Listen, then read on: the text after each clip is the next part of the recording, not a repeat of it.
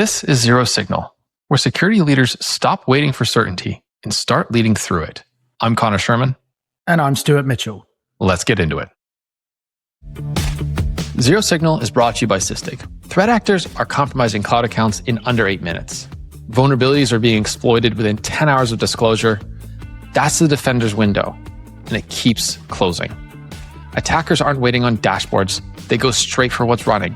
Real time is the only timeline that matters. And that's why Forrester named Sysdig a leader in its latest wave for the cloud-native application protection platforms. Runtime is where real risk shows up, and runtime is what Sysdig is built for. So stop watching and start defending. Learn more at sysdig.com and check out the link in the description.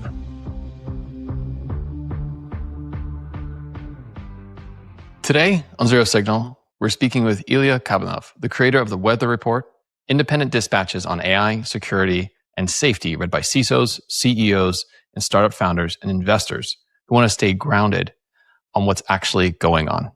Ilya previously ran security engineering for Schneider Electric and led AI protections at Google Cloud before leaving the corporate seat to build something he always wished existed, honest signal in a market that sells noise.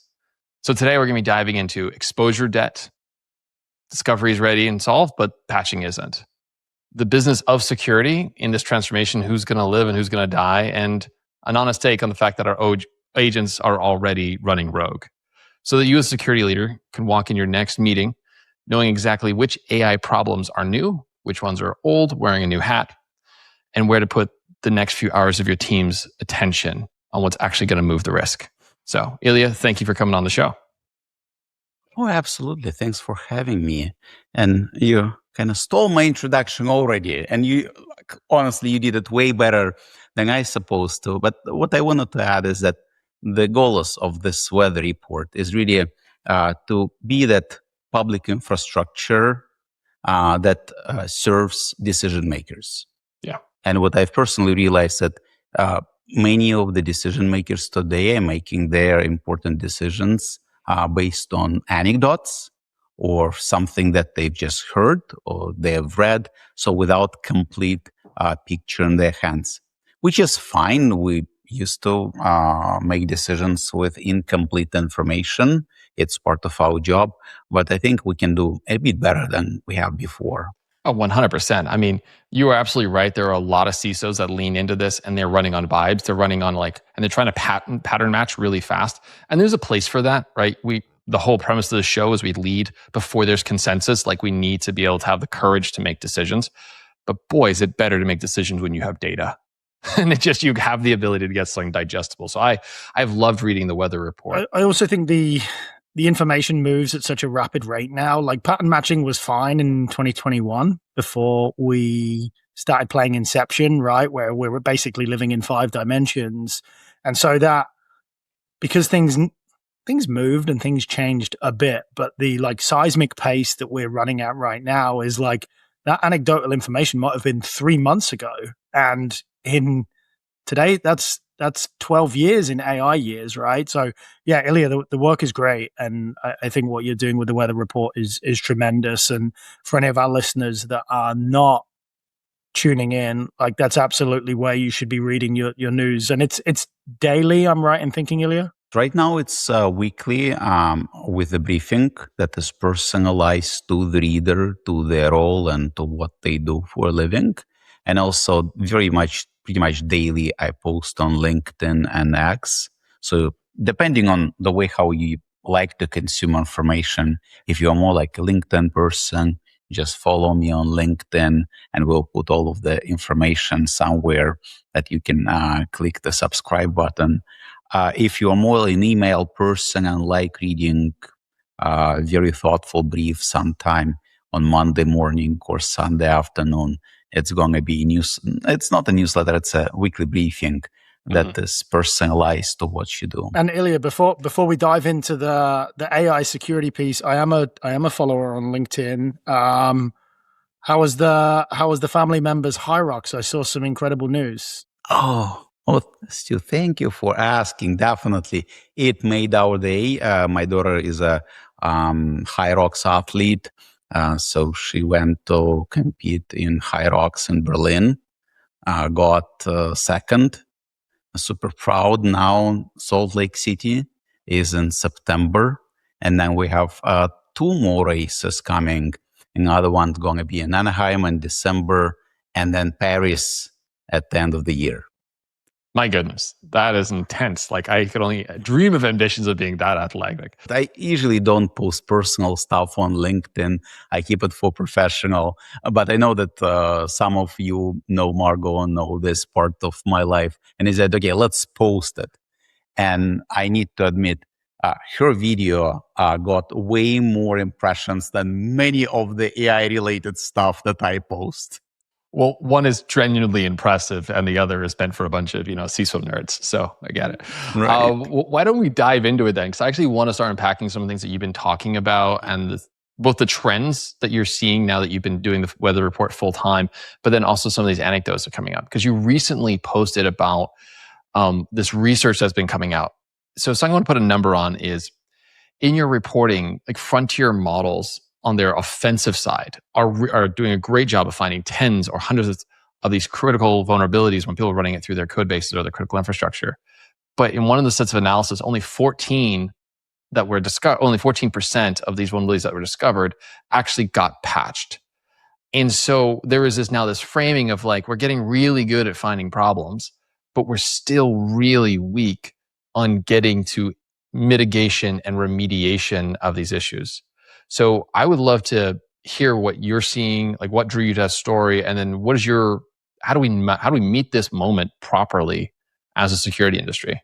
Now, let's think structurally, like what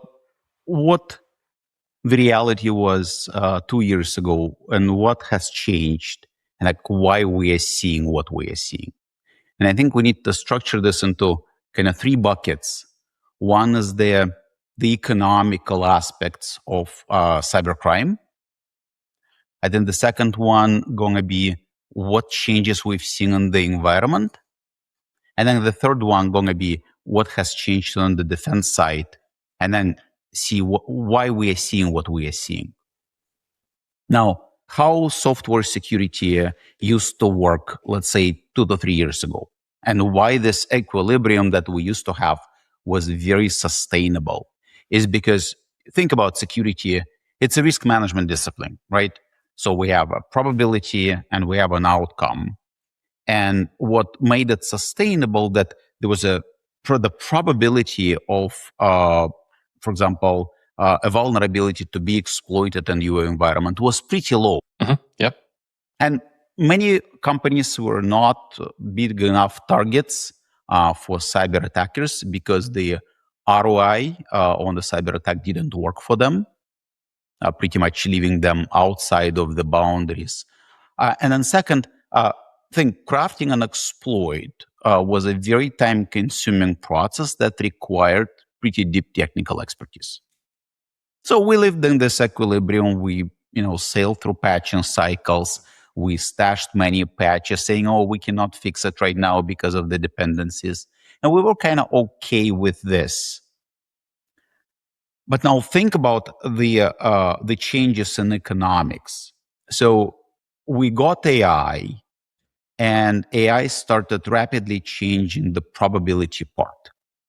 So now it brought people to the cybercrime that were not capable at performing sophisticated cyber attacks. So pretty much equipping them with this capability. So you got significantly more players in the ecosystem that also compressed the ROI that they are going to be comfortable with. So in the 2 to 3 years ago, the comfortable ROI, the minimum threshold was, 5 to 600%. If you are earning less on a cyber attack, you are in kind of bad business.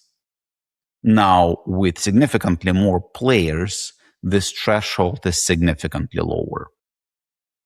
And then second is because of AI, we got this cheaper customization, and now you have significantly more targets that are now financially more viable than they used to be. I actually want to dig into that because I think it's really interesting to get two basic, and like I really appreciate those two insights, because what you're saying is the cost of being a threat actor has gone down. And with that, there's an acceptable rate of the margin in this. So really the business of being a threat actor is going under compression because it's getting democratized. A term I've heard used is, we talk about like these citizen coders, where like everyone in the business is building applications such. We have the same idea, like the citizen hacker. It's like the people who don't know how to be a good hacker are realizing, oh, I can just redeploy this infrastructure and now I go make my money. And as long as the cost of breach is higher than the cost of tokens, you're good to go as a threat actor, right? Because it's not about time and attention anymore, because you're not the one grinding it out.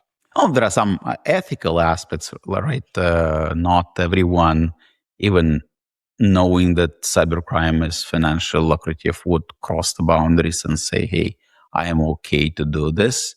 But I think that's the general trend, probably is what we are seeing right now.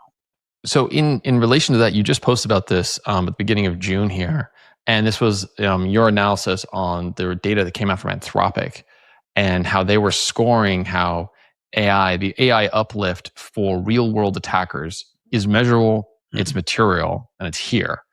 I just want to like read out a little quote for the listener here, and then everyone should go like read the full article. But it's like your summary at the top was like 832 accounts have been banned by Anthropic, 84% used for AI for defense evasion, and 69% for capability development. And I thought that was really interesting that when they start to map how threat actors are using AI back to the MITRE ATT&CK framework, we're seeing the most popular use cases of this being that we wanted to create malware and we want to be able to evade defenses.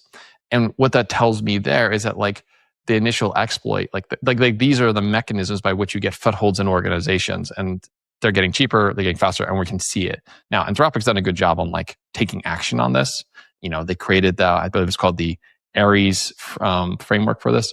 But I wanted to get your perspective on this as well. What do you think this means for being in the security? If you're a security leader now, what changes with this new information? Now, that's actually a very nice segue into this, what I would call environment changes. Think about this. We got AI and we started writing more code. I don't think that there is an absolute number of how much more code we write. I haven't been able to find any statistically significant number. But based on the kind of triangulating the numbers that I was able to find, we're probably writing 20 to 25, maybe 30% more code every year.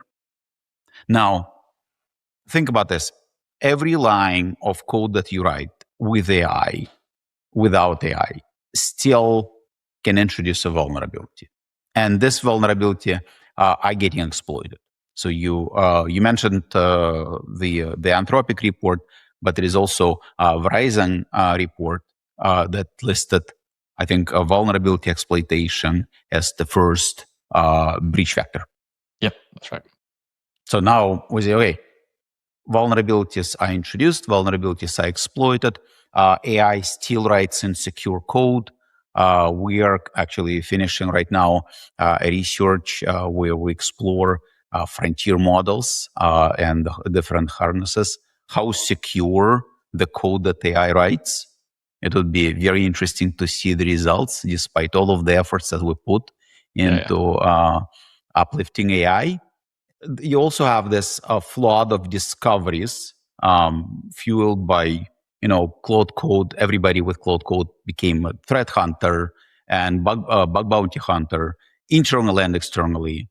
And you see that vulnerability submissions are up 70 to 80%.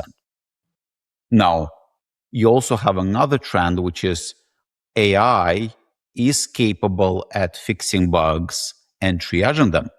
So we have these numbers from Anthropic. We have these numbers, a bit anecdotal, but from Google, that, we are fixing faster than ever. Mean time to remediate, I think it's down 80%, with numbers reported by HackerOne. Then Mozilla published, I think, 2 or 3 reports saying, oh, fantastic, with AI, with Mythos, we are remediating vulnerabilities faster than ever in the new releases of our browser. And then theoretically, when we look at these numbers, we say, oh, now we should see a better picture. We should fix vulnerability faster than before, right? But it's not what we see. If you take a look at the same reports, for example, from Verizon, you see that corporations can fix only less than 30% of key exploitable vulnerabilities. I think HackerOne shared even more kind of devastating numbers. They said the resolution rate dropped by 2x from 40% to 80%. So you have more unresolved critical vulnerabilities. Why are we seeing this? This is a key question that I personally hear from people in the industry. They're getting them from their peers, from their bosses, from the boards. Okay, why are we less secure despite all of these progressions in the AI that we are making? And I think this is an interesting aspect, because if you look at this at kind of surface level, okay, why are we not doing it? But if you dig deeper, you will see that actually we are doing way better, but not equally. The obvious question I was going to go to, and you kind of answered it, but it's, are we worse at security than we were 5 years ago? Because the scoreboard somewhat suggests, based on this data, that we are less secure. But then you kind of, there's a bit of a juxtaposition there, because you then suggest that we're just not scaling it fast enough. So what do you, like, where do you sit on how we fix that? Like, how objectively do as a security leader, do we get better on the scoreboard, and do we make ourselves quote unquote more secure? Look, I would be very careful with giving any advice. Wrong show. Yeah, go for it. Just go all in. And the reason why is not because giving a wrong advice, because I think there is no one absolute advice or recommendation that can be applied to every company. And I think it's exactly the paradox that we are seeing. So we got tremendous capabilities enabled by AI. You can find vulnerabilities faster. You can fix them theoretically faster. We have real world documents from, for example, Mozilla that is reporting, oh my God, we are fixing everything. We are finding more, and the world is shiny and bright. I think it's inequality in how these capabilities that AI brings can be applied to a specific company. AI, as it is not yet at the level of producing contextual patch with the guarantee that it won't break things. So it's just not just a plug and play that you can open from the magic Anthropic box and say, okay, go fix this, and you have an absolute guarantee that it will fix and it will not break 5 other things. Then second is I worked in kind of on both sides of the lines. I worked in tech company, Google. I also worked in real companies. And when you're in non-tech company, very often you cannot even patch because you don't have access to source code. You pretty much integrating solutions that you bought from different vendors, and you're at the mercy of these vendors. So you don't see the source code. The terms and conditions, they pretty much prohibit you to touch this code anyways. So you're at the mercy of a vendor. Then you also have very different maturity of engineering culture. You come to Google with a very advanced engineering culture, and you come to a different company that is a non-tech, and you will experience significant coordination headwinds. You won't be able even to find who owns this piece of code because it was built by a consultant 5 years ago, it was dropped, right? Mm-hmm. And it's challenging to find the owner. It's challenging to align on, hey, is it even a priority or not? And then you have this endless negotiations on dependencies. So when your vulnerability is crossing, few components, that it's becoming extremely, extremely challenging. And the majority of vulnerabilities, they are of this sort. Now, you also have challenges with development cycle, right? So your ability to ship patches, your ability to ship code is very different in a real world company. What may take 5 minutes, 10 minutes in Google can take a few months in an undead company. So Ilya, I want to put a thesis in front of you and get you to challenge it. Because I hear what you're saying with like structural headwinds, but at the end of the day, risk mitigation is the business that we are in. The second half for our job as CISOs.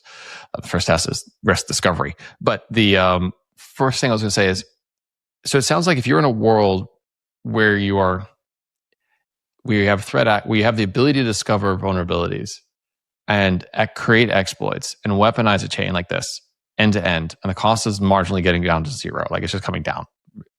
And so therefore everyone's going to be getting in the pool, is now being included in the pool of what is worth your time and energy to be attacked, right?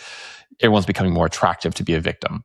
So then we have two options as defenders. And this is my thesis. Like either A, you're going to have a high maturity engineering culture where you're going to instrument, have a closed loop system from discovery to exploitation to remediation.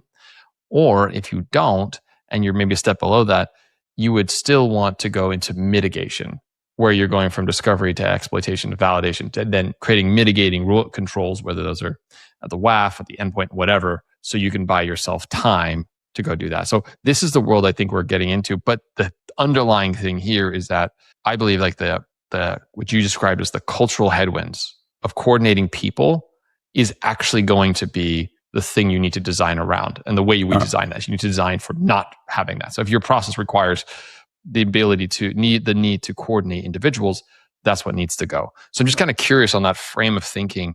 How close to the mark do you think I'm at, or what's your take on that? Let's split this into two buckets. One is on this cultural thing. I think you're right. I think it's more cultural. Also, it's misaligned incentives. Okay, let's take a look at the patching process. So when you patch something, you're always at risk of breaking something that is working, right? Yep. And if you do not have culture of accepting this level of risk, and if it's coupled together with problematic development procedures and pretty much painful rollback process, then you are kind of stuck at this point. So you need to solve this problem as quickly as possible, because you won't be able to progress forward. And I think there is a positive aspect. Look, everyone, even in non-tech companies right now, is becoming a tech company. Everybody is installing cloud code. Everybody is trying to say, okay, we will build our code and our software instead of buying it. So I think it's a great opportunity. So when your company is becoming a tech company, a software company, you have an opportunity to build the guardrails from scratch right away. You can build a healthy CI/CD pipeline that will enable you to progress way faster than today. So I think it's an opportunity. Now, on your topic of buying time, I think it's inevitable. You don't have much choice today. You need to have defense in depth. You need to accept the reality. Yes, you cannot fix everything, because even if you can, you still have dependencies on things that you don't know. You have open source, you have vendors. You need to buy this time, and this time can be even forever. So I don't think that they're mutually exclusive, but you need to progress. It's like you can live on painkillers, which is great, but you still need to go to the gym a little bit, right? To be healthy. That's a good point. Because if you don't do this, then with AI accelerating development, you will accumulate piles and piles and piles of technical debt very, very quickly. And then you will end up in a more difficult situation than today. Zero Signal is brought to you by Hampton North. I've been responsible for building and turning around cybersecurity programs for companies where a lapse in security just isn't an option. Finance, high-tech, AI. Different domains, but the same truth. The programs live and die on talent. And no strategy ships without the right people who share the right DNA. That's why I partner with Hampton North. I've built 3 cybersecurity teams with them, and every time they move faster than anyone else without sacrificing quality. While other agencies are still pushing paperwork, Hampton North already had vetted candidates in front of me. Their executive search is not one size fits all. With one of the largest networks of security leaders in the US, their leadership roles hit the market in days, sometimes hours. And their go-to-market practice covers CROs, CMOs, revenue leaders, and full team build-outs for scaling cybersecurity businesses. They meet every candidate, they reference every story.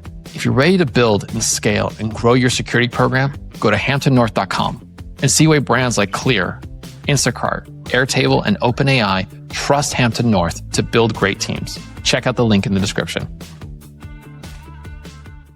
I wanted to pick up on your piece there that every company is a tech company, right? Like we're seeing a lot of businesses shift.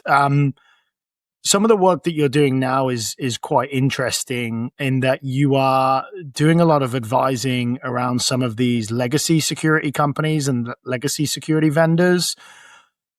Obviously, we're moving into a different world, and there's lots of people kind of saying, "Hey, Ilya, like, what's next? What do we do now?" How are you speaking to these vendors? Obviously, you know, you're giving them answers that maybe a McKinsey deck wouldn't. Like, are there? I mean, we're bold taking here, but are there categories that you think will truly die out? And what advice are you giving to those folks who are getting left behind or repurposed? I wouldn't stretch that far that I'm advising tech companies or security companies. The nature of the work that we do at the Weather Report is nonprofit nature. So we do not do anything that benefits a specific company. Our goal is to up-level everyone. So that's just the nature of a nonprofit. Free advice then. So you're being... It's the way how we do it. If we recommend something, we try to make it publicly available at the same time as everyone can enjoy it and benefit from it. Like some may read it, some may not. That is a different question. But it's like public infrastructure. And it's the heart and soul of this nonprofit. And now going back to your question of what's going to die and what's going to flourish. A few thoughts. One is it's not related to security, but probably every major innovation that is happening. The players on the market that are not able to adjust and pivot and recognize that many of the skills that they possess are becoming obsolete, they will have difficult times. And it's like, famous, I think it was Kodak story, right? Where the heart of the company, the core skill set was chemical processes that they developed and built.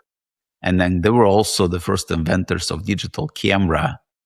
But they struggled in this business because it's very difficult to overcome the culture. If the culture is run by professional scientists in chemistry, then it's very difficult to become a digital company. So I think these companies may struggle, and it's going to be probably good for the market overall. You don't want a weak player to be part of your defense stack. Like you want have strong players playing along with you. You've been doing quite a bit of sport, right? So you prefer to have strong teammates playing with you in your team, right? Yeah. And even at work, right? Like you've seen, I want to be working with great teammates. I want to be working with smart people because it levels you up. But yeah, I mean, ironically, we'll go full circle, but BlackBerry weren't worried about Apple, and now they're a cybersecurity company. So we ended up in a 180 loop, and you know it's interesting. I have some friends in like the early stage VC, and we did the episode with Carl Conor back at Black Hat, Right.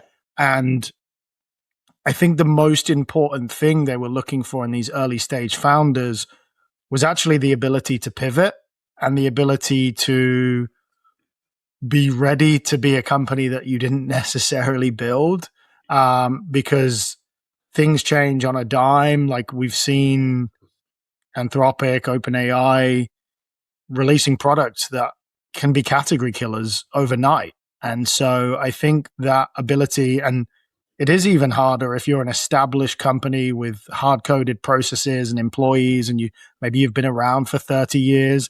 Like it's so much easier as a 12-person startup to go, okay, we're in identity governance, click, all of a sudden we're, an endpoint specialist because there's 12 people and the goalposts can move. But if you have that legacy customer base and process and branding and everything else that comes along with that in the same way that if you're a chemical company that becomes digital, it's easy with 9 people, but when you have 52,000 employees worldwide, like that's turning a tanker around. That's not, shifting from an agile perspective. So look, do I think some companies will struggle or exit at cents on the dollar? My opinion is yes, and I speak publicly about this. And I think, there's businesses, I think Splunk got out at such a wonderful time, and I always commend the leadership team over there for their timing. But there are going to be situations where categories may become obsolete. And it's funny, some of the categories that we felt were becoming obsolete, like email security, came back and are all of a sudden the hottest thing. So some of it is just enduring and waiting for the cycle to come back around. When I look at what Anthropic is doing, OpenAI is doing in cybersecurity, I think they're solving 2 problems. Problem number 1, they are selling software development machine, and they also realize that when you sell a car, you probably want to equip this car with kind of seat belts and a little bit of airbags that people feel safe in this car. So I think that they have a very good intent to do this, rather than being in a not very much controlled space where you have a third-party solution that is trying to fix the problem. And second, I think they're also reasonably moving into cybersecurity because it's super sticky, high margins. You can upsell pretty well. Google has learned this, multiple times, and Microsoft built the whole machine using cybersecurity as a vehicle. So I think the playbook that both OpenAI and Anthropic are playing is very well known, very good one. Now, is it going to kill companies completely or render some industries or some verticals obsolete? I don't see it happening, to be honest. Okay, I remember it was a few months ago when I think Mythos was announced, and I got a bunch of phone calls with analysts who were like, oh my God, AppSec market is dying. I don't think that's going to happen. It can be perceived as on surface if you've never done AppSec. Yes. Bingo. That's right. If you've never done AppSec, you can think, oh my God, like it's a fancy toy that will solve all problems. If you've done AppSec, you understand that the problem is significantly bigger than just finding a vulnerability with a scanner. I totally agree with that. Right. It's like having the domain knowledge. Exactly. It's like when you understand that, like, it's not just AppSec is not just running a SaaS scanner. It's actually taking architectural refactoring of applications to have a defensive depth at like the app layer. Like it's a fundamentally different thing. And the same analysts were the one after AppSec was dead, so they decided to sell Okta and CrowdStrike stock, which taught us everything we needed to know. Right. I hope that they did not advise their customers on selling cybersecurity stocks because, but the market reacted based on the information that was available in that moment. But interesting, if you take a look at the recent, I think it was a recent not announcement, but blog post from Anthropic. It was mainly about how they're working with partners. But there was just one line about, and by the way, in a partnership with one bank, we were successfully solving the fraud problems. So I think it was the most powerful sentence in the whole release. I would be curious where it will go, because if you take a look at the market size, AppSec is roughly 15 bill market. Anti-fraud market is like 4 times bigger. 2 jobs ago, I was a B2B2C company. And anyway, long story short, is there was a marketplace involved. And if there's a marketplace, there's fraud. Like that's just how that goes. So the minute you're dealing with that, like basically funded by cybersecurity program because of the savings that we put in place to not letting fraud happen, like that funded. I did want to get your take on something though. And this is where open source comes into the mix. Because you mentioned earlier, like right now, one of the things that CISO could do to be very effective in this moment is have a couple of strategic partners on their side that they're leaning in, right? No CISO solves security by themselves. They do it with technology partners, with business partners. So I want to get your take on where does open source fit into this? Because I'm starting to sense that there are open source purists, but if we can leave the purity aside, I do see a world where you have like commercial platforms and they're augmented with kind of open source angles to Sauger's ones. And there could be like really good, healthy versions of this. I will put Sysdig in the context for this. Like there's Falco, which is given to the world. That's open source and it plays nicely with the commercial enterprise.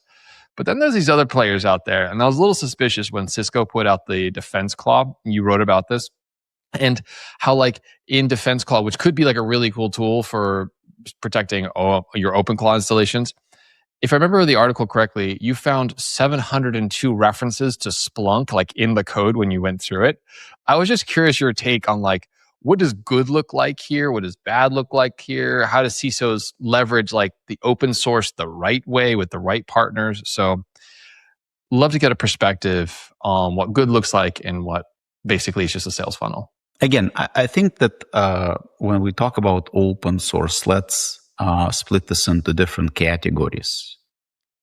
If we talk about open source and cybersecurity, very often what you will find is that open source solution in cybersecurity is often just GTM tool. Right. And I don't think that that's right or wrong. It's just, the method. It's the way how it's structured. That's one of the GTM techniques that is used. And as long as we have very clear understanding of the price tag that comes with this free software, open source free solution, we should be fine, right? Like then it's your decision. Do you want to use it? And it's the whole premise of the weather report is to give you information that you are equipped to make a decision, right? Then you have other open sources, and you have open source of kind of foundational pieces of software that run many of the aspects of critical infrastructure. Many of them are well funded. Many of them are professionally run. They ship pretty secure, and well-maintained software, and they play a very important part in the ecosystem. And I think it will continue being this way. I am glad to see in all companies like Anthropic, OpenAI, I think Microsoft right now, Google as well, even putting more money into helping the ecosystem to become more secure through foundations, through grants, through open source communities. So I think it's going to happen. And the dangerous trend that I actually seeing or heard is when people are saying, "Oh, it looks like open source is going to be in trouble, so now it's going to be perfect time to actually rewrite this in-house." You can do it, and you have Claude Code to do it, and everybody is excited before they start getting real bills, right? But it's not going to be a sustainable solution. It's like solving security through obscurity and hoping that nobody will find vulnerabilities in your version of software that you wrote. It's naive. The second strategy, actually more practical, where I've seen teams saying, okay, we have these dependencies and we have this open source dependencies. Here is a list. And actually, among all of these dependencies, we are using maybe just one or two features from the whole package. Like, why do we need to carry on this dependency if we can easily replace it with, I don't know, either another package or something something custom? And I think this investment can pay off pretty well, because then you don't need to think about all of these dependencies and then thinking, oh, are they actually, what's their security posture? They don't disclose it. So you eliminate this supply chain risk, or I would say unnecessary supply chain risk. Totally. You reduce your attack surface. Exactly. Actually, that's really good counsel. I was just reading, Anthropic recently laid out a framework for zero trust architectures for protecting agents. And it's a 36-page reference article. It's really good. Everyone should read it. And in there, they mention that exact piece of advice, which is when you start looking at the open source, actually looking at them and prioritizing them, and ask, like, how much of these components, how much of these functionality of these components am I actually using? And if it's like just really focused and small, their recommendation was like, why don't you write your own and then maintain that? And you can remove whatever, like 80%, just making up a number, but like 80% of the attack surface on this particular library. And your application doesn't change because you still have the exact code you needed for those functionalities. So I think that's really good counsel. The Anthropic piece was very good. I think in a span of 2 days, they released two pieces. First, they released their retrospective on how they secured Claude across three surfaces: Claude AI, Claude Cowork, and Claude Code. And then 2 days after, they followed up with the framework. And I think that, look, there is no shortage of frameworks. I think every major or even minor company has released their thought leadership on what to do with AI security and how their solution is perfectly fit into this framework. I think everybody has done it. But they shared the lessons that they learned and what worked and what did not work. And one specific piece that I enjoyed the most is how they started with the assumption of this human in the loop who's going to be saying what is good, what is not in Claude Code, and where they quickly realized that 93% of time people just press approval and that's it. And then they said, oh, it's becoming accountability transfer, and that's right. It's actually a wrong path. And they started thinking, no, how we can make a kind of better understanding of user context, that we actually surface only really critical decisions to the user to avoid overwhelming them. So why don't we go to our last topic here, which is moving into this world where we see agents running through the business, but we are seeing agents going rogue, and we are seeing agents take destructive action in there. So, for instance, we've seen, you've reported on this before in the weather report, where it's like there's AI agents that are trying to wipe the server rather than shut it down. Or Gemini 3 Pro escalated to root, locked out the admins, and wiped out 80% of the runs on the host. Like, there's these moments where, like, we give these agents like ambiguous goals and we give them privileges, and then we like look at ourselves and be like, why did that happen? So I just kind of wanted to get your take on, as like, what's the state of play here when it comes to agentic security? And if you are truly an enterprise who is like fixed on this AI first transition, how do you solve for this class of problem? No, that's a good question. Let's start with two things first. One is like, what is an incident? You mentioned, okay, there is an incident that happened. I think it was Anthropic who published their call for updating standards, because none of the new standards actually outlines an AI incident. It always says, okay, if something is causing harm, it requires an attacker. But then we may end up in a situation where you have an agent and you don't have an external kind of third party, an attacker. You have an agent itself who is causing harm. I think we need to fix this, and it's where I'm very aligned with this call. Second is why it's happening. Like why a model, why an agent does what they do, and we think it's harm. It's not because they want to harm, but because the way how they operate, they've been trained on achieving objectives, right? And use whatever tools they have at their disposal to achieve this objective. So we need to start thinking about this. Look, it's not a bug, it's a feature. Okay. It's not like their deficiency or something. It's the nature of an AI agent, and more capability they're getting. So, for example, if you improve a frontier model that powers this agent, more capable they will become at what is called instrumental convergence.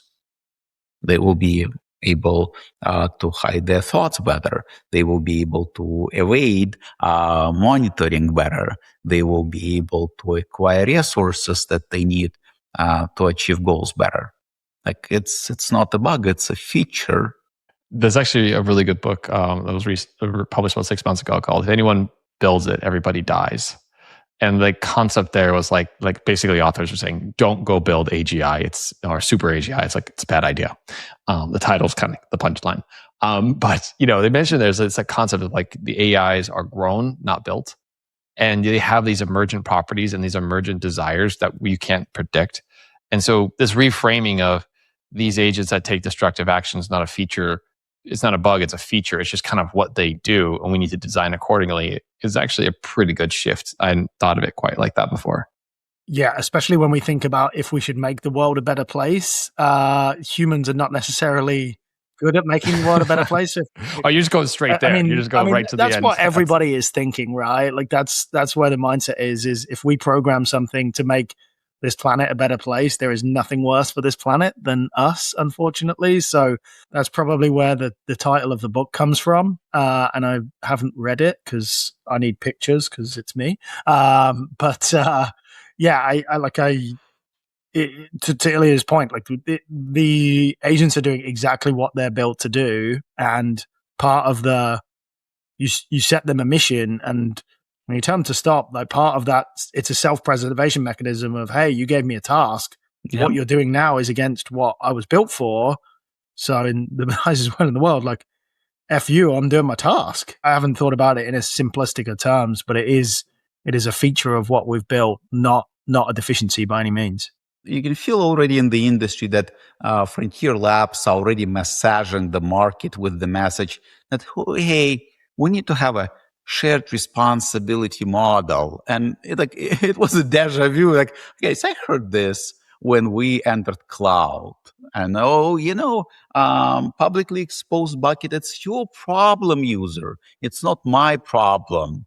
You need to secure this. And I think we're entering the space, whether we want it or not, with frontier models, where they're going to be this shared responsibility notion, where the model can do whatever it can do.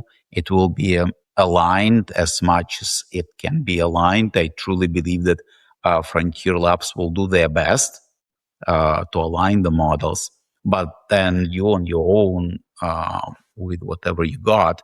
What to do with this? I don't think there is a very clear answer. think about the methods. So you have a isolation that works, right? But it hurts utility. It taxes your utility dramatically, where you are pretty much ending up with a not very usable agent. Then you have on the other part of the extreme, you have a prompt level enforcement that is not really a guardrail. It's just a recommendation. The model can pretty much ignore whatever you ask in the prompt. You've probably all seen this. And then there have been quite a bit of papers that measured the violation rate of models, even when the policies have been expressed in instructions. I think there was a 20 to 60% violation rate on medical topics and some other numbers. And then you have a kind of dynamic policy engines with this fantastic idea. Well, in the inference time, we will look at what the model actually should do. We'll compute possible trajectories, and then we'll apply policies to this, saying, no, you cannot do this, you cannot do that. But if it's in acceptable range, you can do it, which is, I think the concept is great, and that's probably where we are going. I don't think that that's the current moment we're in the space where it's reliable and robust. I think this kind of policy level engines, they are pretty brittle at this point of time. It makes a lot of sense. That's the direction that we would go, because that's how an enterprise actually runs. It's based on risks, right? Right. And you should be able to tune that. Well, look, Ilya, I could talk to you about this like for days, and I actually hope we get to do that soon. That'd be a lot of fun. But with that, I want to direct everyone who's listening to this to go check out the weatherreport.ai. Subscribe. As Ilya mentioned, it's not only these daily posts and these executive briefings, but it is getting a tailored briefing in your inbox every week.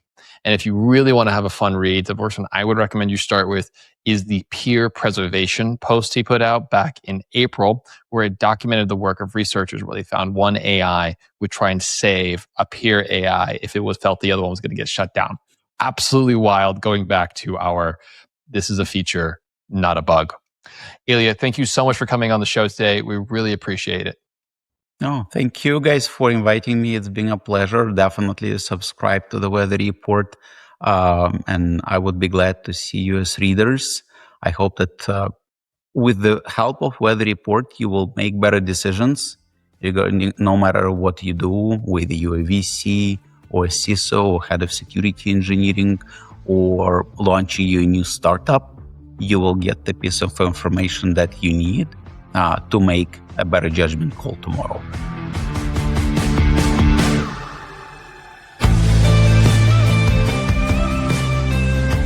If today's conversation gave you something useful, a framework, a question worth sitting with, a way to position something you're already dealing with, that's the point. Connect with Conor and I on LinkedIn. The links are in the show notes. Tell us what landed. And if you know another security leader who's navigating the same pressure, text them this episode. We'll see you next time.